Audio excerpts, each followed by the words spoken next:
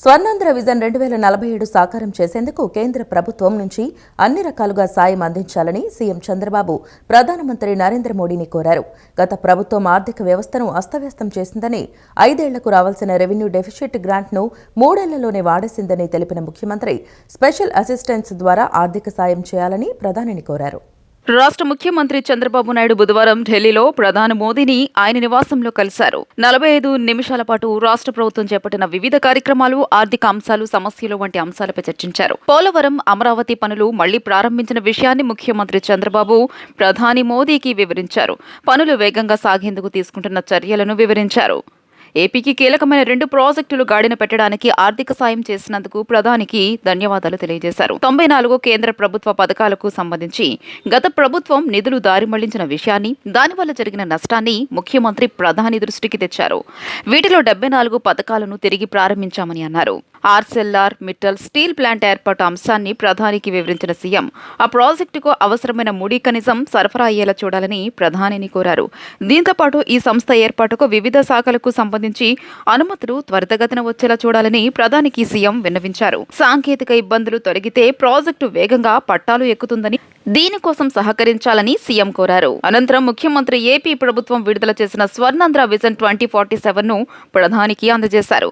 వచ్చే నెలలో ప్రధాని చేతుల మీదుగా రాష్ట్రంలో భారీగా తలపెట్టిన శంకుస్థాపనలు, ప్రారంభోత్సవాలు జరిపే ప్రాజెక్టులపై ప్రధానితో ముఖ్యమంత్రి చర్చించారు. దివంగత వంగవీటి మోహన్ రంగ ఆశయాలను కొనసాగిస్తామని ఆయన తనయుడు వంగవీటి రాధ తెలిపారు. రంగ వర్ధంతి సందర్భంగా బందరోడ్డులోని ఆయన విగ్రహానికి పలువురు నివాళులు అర్పించారు. ఈ సందర్భంగా రాధ మాట్లాడుతూ కులాలు, ప్రాంతాలకు అతీతంగా రంగాను ఆరాధ్య దైవంగా కొలుస్తారని చెప్పారు. బందర్ రోడ్ నిర్మలా హృదయ భవన్ వద్ద ఉన్న వంగవీటి మోహనరంగ కాంస్య విగ్రహం వద్ద రంగ 36వ వర్ధంతి వేడుకలు జరిగాయి. వంగవీటి రాధాకృష్ణ రంగ విగ్రహానికి పూలమాలలు వేసి పూజా కార్యక్రమాలు నిర్వహించి ఘనంగా నివాళులు అర్పించారు. ఈ సందర్భంగా ఆయన మాట్లాడుతూ ఒక వ్యక్తి వ్యవస్థగా మారి అణగారిన వర్గాలకు రక్షణ కోడగా నిలిచారన్నారు. రంగ ఆశయాలను ముందుకు తీసుకెళ్లడమే అందరి ముఖ్య కర్తవ్యమన్నారు. రంగ దివికేగి 3.5 దశాబ్దాలు దాటిన ఆ స్ఫూర్తి ఇంకా రగులుతూ సజీవంగానే ఉందని రాధా అన్నారు. పెనమలూరు నియోజకవర్గ ఎమ్మెల్యే బోడే ప్రసాద్ మాట్లాడుతూ ఆయన అందరివాడు అన్నారు. ఆయన ఆశయ సాధన కోసం పోరాటం చేస్తున్న సమయంలోని కొన్ని శక్తులు ఆయన ప్రాణాలను బలి తీసుకున్నారన్నారు. అణగారిన వర్గాలకు ఆయన భరోసా ఇచ్చారన్నారు. నేనున్నా అంటూ భరోసా కల్పించారని, అందుకే అమరుడైన ప్రజల హృదయాల్లో మాత్రం చిరస్థాయిగా నిలిచి చెరగని ముద్ర వేశారన్నారు. ఈ కార్యక్రమంలో బొప్పన భావకుమార్, జనసేన బాధిత శంకర్, వివిధ డివిజన్కు చెందిన మాజీ కార్పొరేటర్లు, రంగాభిమానులు, రాధా రంగా మిత్రమండలి కమిటీ సభ్యులు పెద్ద ఎత్తున పాల్గొన్నారు. ఈ సందర్భంగా కమిటీ ఆధ్వర్యంలో రూపొందించిన వంగవీటి మోహన రంగ నూతన సంవత్సర క్యాలెండర్లను ఈ సందర్భంగా ఆవిష్కరించారు. వర్ధంతి సందర్భంగా ఇవాళ నివాళులు అర్పిస్తూ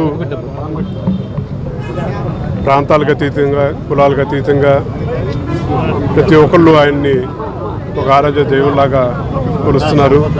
తప్పకుండా రాను రోజుల్లో కూడా ఇవాళ ఏ ఐకమత్యంతో ఉన్నారో భవిష్యత్తులో కూడా అదే ఐకమత్యంతో ఆయన ఆశయ సాధన కోసం అందరూ కృషి చేయాలని చెప్పి కోరుకుంటూ, రాధారంగ మిత్రమండలి, అలాగే రంగా యువసేన, ఇతరితర సంస్థలతోటి ప్రతి ఒక్కళ్ళు వాళ్ళ కార్యక్రమం చేస్తూ ఉన్నారు. వాళ్ళందరికీ హృదయపూర్వక ధన్యవాదాలు తెలియజేస్తాం. స్వర్గీయ వంగవీటి మోహన్ రంగా గారు ఉన్నప్పుడు ఎన్నో కార్మిక సంఘాలు, పేదలు, కులాలకు అతీతంగా, మతాలకు అతీతంగా పేదల గుండెల్లో జీవించిన వ్యక్తి వంగవీటి మోహన్ రంగా గారు. ఈరోజు ఆయన మన మధ్యలో లేకపోయినా కానీ ఆ సమయంలో ఏ విధంగా అయితే పేదల గుండెల్లో ఉన్నారో ఈ రోజుకి కూడా ఆయన ఈ భూమి మీద నుంచి వెళ్ళిపోయిన సమయంలో పుట్టని వాళ్ళు కూడా ఈ రోజు మరి ఆయన్ని ఒక దైవంగా పూజిస్తూ ఉన్నారు అని అంటే, ఆయన ఉన్నప్పుడు ఏ విధంగా ప్రజలకు అండగా నిలబడ్డారు, కులాలకు అతీతంగా, మతాలకు అతీతంగా ప్రజల్లో గుండెల్లో ఉన్నారో ఈ రోజుకి కూడా అనేక చోట్ల ఆయన విగ్రహాలు ఆవిష్కరిస్తూ ఉన్నారు అని అంటే ఏ విధంగా ఆయన యొక్క స్మృతులు ప్రజల మధ్య ఉన్నాయో. కొంతమంది స్వార్థం కోసం, ఆయన ఆశయ సాధన కోసం పోరాడుతున్న సమయంలో కొంతమంది స్వార్థ శక్తులు ఆయన ప్రాణాలు బలిగొన్నారు. ఈరోజు ఆయన మన మధ్య లేకపోయినా ప్రజల గుండెల్లో, పేద ప్రజల గుండెల్లో సజీవంగా నిలిచి ఉన్నారనటానికి ఇదే ఉదాహరణ. తప్పకుండా మేమందరం కూడా మరి ఎప్పుడు ఆయన ఆశయాలు ప్రజల్లోకి తీసుకెళ్ళడానికి ముందుంటామని ఈ సందర్భంగా తెలియజేస్తూ ఆయనకి ఘనంగా నివాళులు అర్పించడం జరిగింది. ప్రభుత్వ పాఠశాలలు, జూనియర్ కళాశాలల్లో ప్రమాణాలు మెరుగుపరిచేందుకు రాబోయే 6 నెలల్లో అనేక మార్పులు తీసుకొచ్చేందుకు విద్యాశాఖ కసరత్తు చేస్తోంది. దీనిలో భాగంగా మంత్రి లోకేష్ ఆధ్వర్యంలో అధికారులు ప్రణాళికలు రూపొందిస్తున్నారు. పాఠశాలల వారీగా వాస్తవ పరిస్థితిని తెలుసుకునేందుకు ఒక పాఠశాల ఒక యాప్ పేరుతో సమగ్ర డాష్ బోర్డును సిద్ధం చేస్తున్నారు. విద్యా సంవత్సరం చివరి పని రోజున మరోమారు మెగా తల్లిదండ్రులు ఉపాధ్యాయుల సమావేశం నిర్వహించాలని నిర్ణయించారు. ప్రభుత్వ పాఠశాలలు, జూనియర్ కళాశాలల్లో ప్రమాణాలు మెరుగుపరిచేందుకు రాబోయే 6 నెలల్లో అనేక మార్పులు తీసుకొచ్చేందుకు విద్యాశాఖ కసరత్తు చేస్తోంది. దీనిలో భాగంగా మంత్రి లోకేష్ ఆధ్వర్యంలో అధికారులు ప్రణాళికలు రూపొందిస్తున్నారు. పాఠశాలల వారీగా వాస్తవ పరిస్థితిని తెలుసుకునేందుకు ఒక పాఠశాల ఒక యాప్ పేరుతో సమగ్ర డాష్ బోర్డును సిద్ధం చేస్తున్నారు. విద్యా సంవత్సరం చివరి పని రోజున మరోమారు మెగా తల్లిదండ్రులు ఉపాధ్యాయులు సమావేశం నిర్వహించాలని నిర్ణయించారు. రాష్ట్రంలో పాఠశాలల పునఃప్రారంభం రోజునే 1 నుంచి 12 తరగతుల విద్యార్థులకు డాక్టర్ సర్వేపల్లి రాధాకృష్ణ విద్యార్థి మిత్ర కిట్లను అందించేలా విద్యాశాఖ చర్యలు చేపట్టింది. ఇంటర్మీడియట్ విద్యార్థులకు పాఠ్యపుస్తకాలు, నోటు పుస్తకాలతో పాటు పోటీ పరీక్షల మెటీరియల్, ప్రాక్టికల్ రికార్డులు అందజేయనున్నారు. బడులకు స్టార్ రేటింగ్ను మెరుగుపరిచేందుకు పాఠశాలల వారీగా ప్రణాళికలు సిద్ధం చేస్తున్నారు. 2025-26 విద్యా సంవత్సరం నుంచి 1 నుంచి ఇంటర్మీడియట్ వరకు పాఠ్యాంశాల్లో సమూల మార్పులు తీసుకొస్తున్నారు. ఇంటర్మీడియట్ సిలబస్ ను మార్పు చేయడంతో పాటు ప్రశ్నపత్రాల విధానాన్ని మార్చనున్నారు. వెనుకబడిన విద్యార్థులతో పాటు పిల్లలకు అదనపు బోధన అందించేందుకు ఐఐటి మద్రాస్తో కలిసి విద్యాశక్తి కార్యక్రమాన్ని పూర్తి స్థాయిలో అమలు చేయనున్నారు. అకాడమిక్ క్యాలెండర్ ను సమర్థవంతంగా అమలు చేయడంతో పాటు డిజిటల్ మౌలిక సదుపాయాల్ని మెరుగుపరచడం, ఫిజికల్, వర్చువల్ విద్యను ఏకీకృతం చేయడం ద్వారా మెరుగైన బోధనా విధానాలను అమలు చేసేందుకు కసరత్తు చేస్తున్నారు. జగన్ ప్రభుత్వం ఏపీ ఫైబర్ నెట్ లో అక్రమంగా అర్హత లేకున్నా ఉద్యోగులను నియమించిందని AP fiber net chairman GV Reddy ఆరోపించారు. విజయవాడలోని తన కార్యాలయంలో ఏర్పాటు చేసిన విలేకరుల సమావేశంలో ఆయన మాట్లాడుతూ నిబంధనలకు విరుద్ధంగా ఏపీ ఫైబర్ నెట్ లో నియమితులైన 410 మంది ఉద్యోగులను తొలగిస్తున్నామని జీవీ రెడ్డి స్పష్టం చేశారు. న్యాయపరంగా సమస్యలు రాకుండా సలహా తీసుకున్నాకే ఉద్యోగులను తొలగించాలని నిర్ణయం తీసుకున్నామని చెప్పారు. వైసీపీ నేతల ఆదేశాలతో అర్హతలు లేకుండా ఉద్యోగులను నియమించారని గుర్తు చేశారు. కొందరు ఫైబర్ నెట్లో నియమితులై గతంలో వైసీపీ మంత్రులు, ఎమ్మెల్యేలు, నేతల ఇళ్లలో పనిచేశారని తెలియజేశారు. వేతనాల పేరిట ఏపీ ఫైబర్ నెట్ నుంచి కోట్లాది రూపాయల నిధులు దుర్వినియోగం చేశారని ఆరోపించారు. తాము కక్షతో దురుద్దేశంతో ఉద్యోగులను తొలగించడం లేదని అన్నారు. ఫైబర్ నెట్ సంస్థ దివాలా అంచుకు చేరిందని జీవీ రెడ్డి ఆందోళన వ్యక్తం చేశారు. సీఎం చంద్రబాబు బీసీల పక్షపాతి అని నిరూపించుకున్నారని బీసీ సంక్షేమ శాఖ మంత్రి ఎస్ సవిత పేర్కొన్నారు. వైసీపీ హయాంలో కార్పొరేషన్లు ఏర్పాటు చేశారా కానీ నిధులు కేటాయించలేదన్నారు. తమ ప్రభుత్వం కార్పొరేషన్లకు నిధులు, విధులు కేటాయించిందన్నారు. సీఎం ఆదేశాల మేరకు సీడ్ యాప్ ద్వారా 10,000 మందికి ఉపాధి చూపబోతున్నామని మంత్రి వెల్లడించారు. బీసీల సంక్షేమంపై దృష్టి సారించిన నేత చంద్రబాబు అయితే పార్టీ రంగులు పూసిన జగన్ రంగుల రెడ్డి అని బీసీ సంక్షేమ శాఖ మంత్రి సవిత అన్నారు. టీడీపీ జాతీయ కార్యాలయంలో విలేకరుల సమావేశంలో ఆమె మాట్లాడారు. బీసీల ఫెడరేషన్లు ఏర్పాటు చేసిన ఘనత అన్న ఎన్టీఆర్ది. ఆయన స్ఫూర్తిగా తీసుకుని చంద్రబాబు కూడా బీసీలకు పెద్దపీట వేశారన్నారు. జగన్ అధికారంలోకి రాకముందు నా బీసీలు అంటూ గొంతు చించుకుని ఓట్లు వేయించుకుని ఆ తర్వాత రంగులు మార్చారని విమర్శించారు. జగన్ వస్తే జాబ్ వస్తుందని చెప్పి ఓట్లు వేయించుకుని ఆ తర్వాత యువతను మోసం చేశాడన్నారు. జగన్ది అసమర్థ పాలన అయితే చంద్రబాబుది కార్యాచరణ పాలన అని వ్యాఖ్యానించారు. సీఎం ఆదేశాల మేరకు సీడ్ యాప్ ద్వారా 10,000 మందికి ఉపాధి చూపించబోతున్నామన్నారు. బీసీలకు 39,700 కోట్ల రూపాయల నిధులు కేటాయించిన ఏకైక ప్రభుత్వం ఎన్డీఏ కూటమి ప్రభుత్వం అని వెల్లడించారు. వైసీపీ ప్రభుత్వం బీసీలకు బడ్జెట్ కేటాయింపుల్లో అన్యాయం చేసిందని, బీసీ హాస్టళ్ల పరిస్థితిని దారుణంగా మార్చేసింది అని మంత్రి సవిత తెలియజేశారు. భాగస్వామైనది బీసీలను గుర్తించిన పార్టీ తెలుగుదేశం పార్టీ. ఆనాటి నుంచి ఈనాటి వరకు కూడా బీసీలు తెలుగుదేశం ప్రభుత్వంలోనూ అదే ఎన్టీఆర్ గారి స్ఫూర్తితో మరి మాన్యశ్రీ ముఖ్యమంత్రి చంద్రబాబు నాయుడు గారికి బీసీలకు పెద్దపీట వేసిన ప్రభుత్వం ఎన్డీఏ ప్రభుత్వం అని మరొక్కసారి మీకు తెలియజేస్తూ, మరి ఇది మంచి ప్రభుత్వం అని చెప్పడానికి ఇది ఒక నిదర్శనం అని కూడా మీకు తెలియజేస్తున్నాం. మరి గత ప్రభుత్వం నా బీసీలు, నా బడుగు బలహీన వర్గాలను ఓటేయించుకుని బీసీల ద్రోహి ఎవరో మనందరికీ తెలుసు. మరి ఈ 6 నెలల్లోనే బీసీలకు గుర్తించి బీసీలు అన్ని రంగాల్లోనూ ముందుండాలని కోరుకునే ప్రభుత్వం ఎన్డీఏ ప్రభుత్వం. మరి ఎన్డీఏ ప్రభుత్వంలో బీసీలు రాజకీయంగా కూడా గత ప్రభుత్వంలో ఏం చేశారో మనకు తెలుసు. నామినేటెడ్ పోస్టులు బీసీలు కేటాయించే 34% 24%కి తగ్గించి రాజకీయంగా బీసీలు ఎదగకూడదన్నదే గత ప్రభుత్వ లక్ష్యం. ఇంద్రకీలాద్రిపై వేంచేసి ఉన్న శ్రీ కనకదుర్గమ్మ వారి సన్నిధిలో గత 5 రోజులుగా జరుగుతున్న భవానీ దీక్ష విరమణలు బుధవారం వైభవంగా ముగిశాయి. ముగింపును పురస్కరించుకొని పూర్ణాహుతి కార్యక్రమాన్ని కనుల పండువగా నిర్వహించారు. వేద పండితుల మంత్రోచ్చరణలు, మంగళ వాయిద్యాల నడుమ పూర్ణాహుతి కార్యక్రమం శాస్త్రోక్తంగా జరిగింది. ఇంద్రకీలాద్రిపై గత 5 రోజులుగా జరుగుతున్న భవానీ దీక్ష విరమణలు బుధవారం వైభవంగా ముగిశాయి. భవానీ దీక్షల ముగింపు సందర్భంగా యాగశాలలో ఈవో రామారావు దంపతులు అత్యంత భక్తి శ్రద్ధలతో పూర్ణాహుతి కార్యక్రమాన్ని నిర్వహించారు. ఈ సందర్భంగా ఈవో రామారావు మాట్లాడుతూ 5 రోజుల పాటు అన్ని ప్రభుత్వ శాఖల సిబ్బందిని సమన్వయం చేసుకుని వచ్చిన దీక్షా పరులందరికీ ఎలాంటి ఇబ్బంది లేకుండా అమ్మవారి దర్శనం చేయించడం జరిగిందన్నారు. ఆలయ స్థానాచార్యుడు విష్ణుపట్ల శివప్రసాద్ మాట్లాడుతూ పూర్ణాహుతి కార్యక్రమంతో భవానీ దీక్ష కార్యక్రమం ముగిసిందన్నారు. పూర్ణాహుతి కార్యక్రమంతో భవానీ దీక్షలు పరిసమాప్తి అవుతాయని ఆయన వివరించారు. దీక్షపరులు హోమగుండానికి ఇరుముడిని సమర్పిస్తే దీక్ష ఫలితం లభిస్తుందన్నారు. విజయవాడ నగరంలో వాహనాల రద్దీని తగ్గించేందుకు అవసరమైన చర్యలు చేపడుతున్నట్లు నగర పోలీస్ కమిషనర్ ఎస్వి రాజశేఖర్ బాబు పేర్కొన్నారు.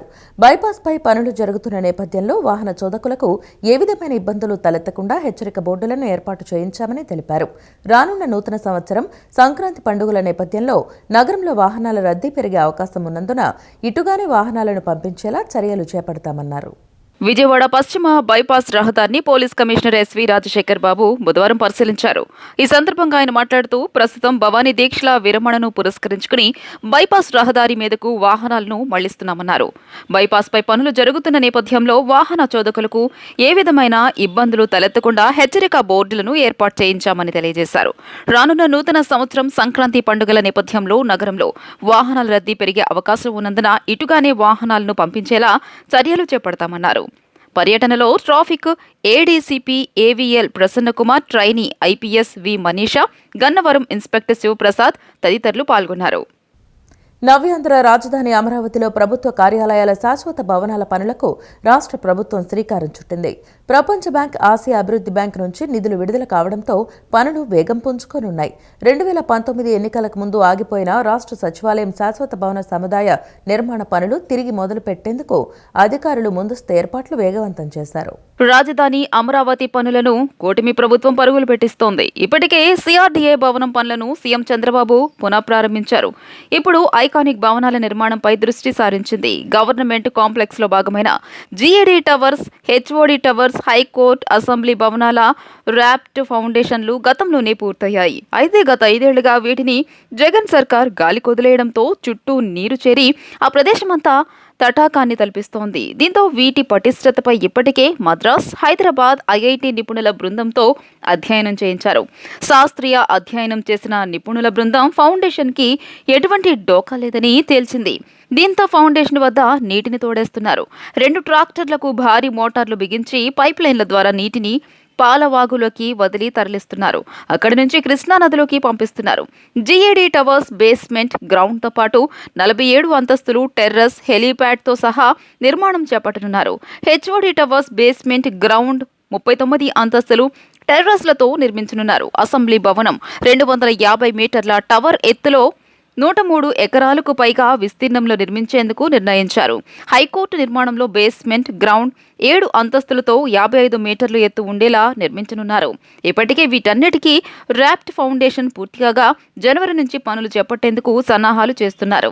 అమరావతి ఔటర్ రింగ్ రోడ్డుని ఎక్కువ మలుపులు లేకుండా నిర్మించేందుకు ప్రభుత్వం ప్రణాళికలు రచిస్తోంది.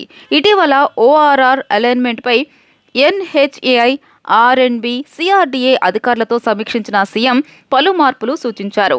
ఓఆర్ఆర్ అలైన్మెంట్కి సిఆర్డీఏ ఇప్పటికే ఎన్ఓసీ జారీ చేసింది. ఆర్ఎండ్బి శాఖ కూడా ఎన్ఓసీ జారీ చేస్తే ఆ ప్రతిపాదనను ఎన్హెచ్ఏఐ కేంద్ర ఉపరితల రవాణా శాఖ ఆమోదం కోసం పంపిస్తోందని అధికార వర్గాలు తెలియజేశాయి. మాజీ ప్రధానమంత్రి వాజ్పేయి కులమతాలకు అతీతంగా పాలన సాగించారని ఎమ్మెల్యే సుజనా చౌదరి పేర్కొన్నారు. 5 ఏళ్ల వైసీపీ పాలనలో అనైతికంగా వ్యవహరించి భవానీపురం స్వాతి రోడ్లోని ఉద్యానవనంలో వాజ్పేయి పేరును తొలగించారని పేర్కొన్నారు. కూటమి ప్రభుత్వంలో మాజీ ప్రధాని వాజ్పేయి విగ్రహాన్ని ఆవిష్కరించడం సంతోషంగా ఉందన్నారు. భవానీపురం స్వాతి రోడ్లోని ఉద్యానవనంలో భారతరత్న మాజీ ప్రధాని వాజ్పేయి విగ్రహావిష్కరణ కార్యక్రమం బుధవారం జరిగింది. ఈ కార్యక్రమానికి పశ్చిమ నియోజకవర్గ ఎమ్మెల్యే యలమంచిలి సుజనా చౌదరి ముఖ్య అతిథిగా విచ్చేశారు. కూటమి నేతలు పార్టీ శ్రేణులతో కలిసి వాజ్పేయి విగ్రహావిష్కరణ చేశారు. అనంతరం పండ్లు పంపిణీ చేశారు. ఈ సందర్భంగా సుజనా చౌదరి మాట్లాడుతూ 5 ఏళ్ల వైకాపా పాలనలో అనైతికంగా వ్యవహరించి ఉద్యానవనంలో వాజ్పేయి పేరును తొలగించారని పేర్కొన్నారు. కౌన్సిల్లో ఆమోదం పొందిన నిర్లక్ష్యంగా వ్యవహరించి పేరు తొలగించారన్నారు. కూటమి ప్రభుత్వంలో మాజీ ప్రధాని వాజ్పేయి విగ్రహాన్ని ఆవిష్కరించడం సంతోషంగా ఉందన్నారు. ఈ పార్కును కూడా కేంద్రం నిధులతోనే అభివృద్ధి చేశారన్నారు. భాజపా, తెదేపా, జనసేన పార్టీల నాయకులు పాల్గొన్నారు. స్వాతి రోడ్లో వాజ్పేయి గారి పార్కు ఎప్పుడో వచ్చింది. ఇది కేంద్ర నిధులతో చేయడం జరిగింది. కానీ లోగడ మొన్న వైఎస్ఆర్సీపీ ప్రభుత్వం అనైతికంగా పేరు మార్చి జరగటం వలన మళ్ళీ ఇక్కడ వాకర్స్ అసోసియేషన్ వాళ్ళందరూ కూడా వచ్చి రిప్రజెంట్ చేస్తే మళ్ళీ వాజ్పేయి గారి పేరుని పెడతాం, మళ్ళీ వారి విగ్రహాన్ని కూడా ఆవిష్కరించడం. ఈరోజు సుపరిపాలనా దినోత్సవం కింద వాజ్పేయి గారి యొక్క 100 సంవత్సరాల శతదినోత్సవం కింద రావటం, ఈరోజు ఇక్కడికి వచ్చి ఈ కార్యక్రమంలో పాల్గొనడం నాకు చాలా సంతోషంగా ఉంది. క్రీస్తు బోధనలు అనుసరణీయమని, ప్రతి ఒక్కరూ ఆయన చూపిన ప్రేమ అహింస మార్గంలో నడవాలని పలువురు సూచించారు. మాచవరం క్రిస్మస్ కమిటీ మరియు ఫ్రెండ్ సర్కిల్ ఆధ్వర్యంలో క్రిస్మస్ వేడుకలు ఘనంగా నిర్వహించారు. ఈ వేడుకలలో బహుజన్ పార్టీ తూర్పు నియోజకవర్గ ఇన్ఛార్జ్ కనపర్తి మురళి పాల్గొని ప్రత్యేక ప్రార్థనలు చేశారు. ఈ సందర్భంగా క్రిస్మస్ కేక్ను కట్ చేశారు. అనంతరం కమిటీ పెద్దలు మాట్లాడుతూ మాచవరంలో గత 29 సంవత్సరాలుగా ఈ కార్యక్రమాన్ని నిర్వహిస్తున్నామని చెప్పారు. జనవరి 4 వరకు ఈ కార్యక్రమాలు జరుగుతాయని వెల్లడించారు. సంఘం పెద్దలు ఎంతో సహకరిస్తున్నారని వారు పేర్కొన్నారు. 24 వచ్చేసరికి క్రిస్మస్ ట్రీ అలంకరణ అనేది చేస్తాము. 25 వచ్చేసరికి మీది ప్రారంభ ప్రార్థన అని చెప్పేసి గ్రామ పెద్దలు వాళ్ళందరితో కలిపి మేము ఇక్కడ ప్రారంభ ప్రార్థన చేసుకుంటూ ఈ కార్యక్రమాలను బిగించేస్తాము. ప్రతిరోజు ఈ కార్యక్రమానికి గ్రామ పెద్దలు మరియు గ్రామ ప్రజలు అందరూ వచ్చి మాకు సహాయ సహకారాలు అందించి ఈ కార్యక్రమాన్ని ముందుకు నడిపిస్తానికి మాకు అవకాశం కల్పించినందుకు మాచవరం ఎంఎఫ్యూ ద్వారా మరియు క్రిస్మస్ కమిటీ ద్వారా ధన్యవాదాలు తెలియజేసుకుంటున్నాం. 4వ తారీఖు వరకు 10 రోజుల కంటికి ప్రోగ్రాం జరుగుతూ ఉంటాయి. ఈ ప్రోగ్రాం జయప్రదం చేస్తున్నందుకు క్రిస్మస్ కమిటీ వారు ప్రజలకు ధన్యవాదాలు తెలియజేసుకుంటున్నారు. 1వ తారీఖున మ్యూజికల్ నైట్, గొప్ప మ్యూజికల్ నైట్ 1వ తారీఖున, 2వ తారీఖున కనువిప్పు నాటిక, బాలికల కనువిప్పు నాటిక, 3వ తారీఖున డ్యాన్స్ బేబీ డ్యాన్స్, 4వ తారీఖున సాంఘిక నాటకం టైగర్ డేగా పెద్ద కార్యక్రమం. ఈ కార్యక్రమాలన్నీ జయప్రదం చేయవలసిందిగా గ్రామ ప్రజలకు కోరుచున్నాము. ఇంద్రకీలాద్రి గిరి ప్రదక్షిణకు వచ్చే భవానీలకు అమ్మ ఫ్రెండ్ సర్కిల్ ఆధ్వర్యంలో ప్రసాదాలు పంపిణీ చేశారు. భవానీపురంలో ఈ పంపిణీ కార్యక్రమాన్ని నిర్వహించారు. గత 12 సంవత్సరాలుగా భవానీలకు ప్రసాదాలు పంపిణీ చేస్తున్నట్లు వారు తెలిపారు. విజయవాడ ఇంద్రకీలాద్రిపై గిరి ప్రదక్షిణకు వచ్చే భవానీలకు అమ్మ ఫ్రెండ్ సర్కిల్ ఆధ్వర్యంలో భవానీపురంలో ప్రసాదాలు పంపిణీ చేశారు. భవానీ దీక్షల విరమణ చివరి రోజు 108 మంది దంపతులచే చండీ హోమం, పూర్ణాహుతి కార్యక్రమాన్ని బుధవారం నిర్వహించారు. ఈ సందర్భంగా నిర్వాహకులు మాట్లాడుతూ అమ్మ ఫ్రెండ్ సర్కిల్ తరపున గత 12 సంవత్సరాలుగా గిరి ప్రదక్షిణ చేసే భవానీలకు ప్రసాదాన్ని పంపిణీ చేస్తున్నట్లు తెలియజేశారు. 5 రోజులు 24 గంటలు భవానీలకు ప్రసాదాలు పంపిణీ చేస్తున్నట్లు తెలియజేశారు. పండ్లు, పాలు, బాదం పాలు, టీ ఇలా సమయానుకూలంగా భవానీలకు అనుకూలమైనవి పంచుతున్నామని చెప్పారు. సామాజిక సేవా కార్యక్రమాల్లో భాగంగా వేసవి కాలంలో మజ్జిగ పంపిణీ, వైద్య శిబిరాలు, వరదలో చిక్కుకున్న వారికి సహాయం చేశామన్నారు. 108 దంపతులచే చండీ హోమం, పూర్ణాహుతి, అమ్మవారి ఊరేగింపు నిర్వహించామన్నారు. ఒక్కొక్క డేషాకు వచ్చేసరికి మీకు ప్రసాదాలు 18 రకాలండి. పళ్ళు, పాలు, బాదం పాలు, టీ వాళ్ళకి సమయానుకూలంగా ఏదైతే ప్రసాదం వాళ్ళకి అనుకూలంగా ఉంటుందో ఆ టయానికి సరిపడా అందరికీ పంచి పెడుతున్నామండి. భవానీలు కూడా మేము మా సేవను చూసి వాళ్ళు కూడా బాగా మెచ్చుకుంటున్నారు. మాకు చాలా తృప్తిగా ఉందండి. మేము ఇది కాకుండా వేరే కార్యక్రమాలు కూడా చేస్తామండి. సమ్మర్లో వచ్చేసరికి మజ్జిగ పంపిణీ, అలాగే వైద్య శిబిరాలు, అట్లాగే మొన్న వరదల్లో చిక్కుకున్న వాళ్ళందరికీ కూడా సహాయం చేసామండి. ఈ 5 రోజులు గిరి ప్రదర్శన చేసిన వాళ్ళందరికీ అయిన తర్వాత ఈరోజు 108 దంపతుల చేత చండీ హోమం చేయించామండి. అది అయిన తర్వాత పూర్ణాహుతి, అది కూడా అయిన తర్వాత అమ్మవారి ఊరేగింపండి భారీగా అంగరంగ వైభవంగా చేస్తున్నామండి. ప్రతి ఒక్కళ్ళు కూడా వచ్చి దీనిలో పాల్గొనాల్సిందిగా కోరుచున్నామండి. జై భవానీ, జై జై భవానీ. ఈ వార్తలు ఇంతటితో సమాప్తం. నమస్కారం.